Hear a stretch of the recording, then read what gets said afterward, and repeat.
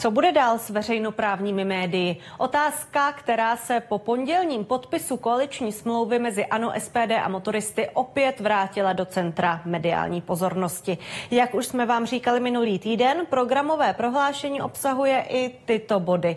Co přesně to ale pro tato média může znamenat a jak budoucnost médií veřejné služby vidí analytici, kteří o tom tento týden diskutovali? Víc David Sebíň.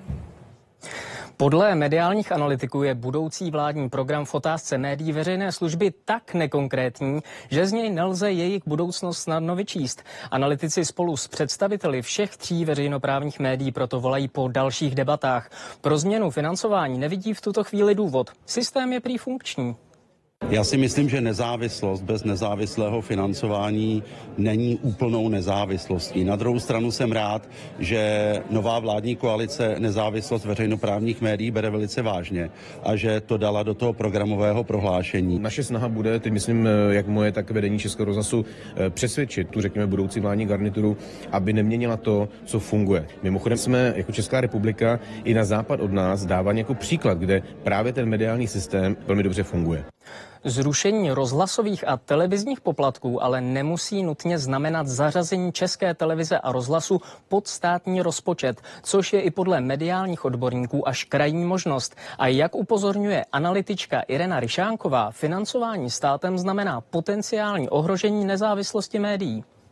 Kdo dává peníze, ten ovlivňuje a nemusí to být ovlivnění přímé, že někdo někomu někam zavolá, ale může to být i ovlivnění bezděčné, protože jestliže budete záviset každý rok na tom, jestli se vám obnoví financování, pak samozřejmě i vaše osobní integrita může doznat určité úhony.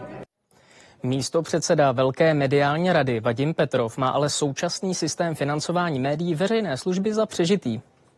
Podle vás ten současný model potřebuje revidovat? Já si myslím, že určitě jo, že je na konci nějaký svý fáze a že zapotřebí prostě hledat novou takovou tu mediální krajinu a roli veřejnoprávních médií. Podle britské mediální analytičky Alice Evansové je role veřejnoprávních médií ve společnosti nezastupitelná a nedá se očekávat, že by jejich roli případně převzala média soukromá. Once public service media ceases to be independent, that is when we really lose the vital nature of this public service media, the news. Unfortunately, experience has shown that the commercial sector will simply not fund news. And the reason is very simple. They claim, the commercial sector, that most news is bad. And they don't want to have their product next to bad news.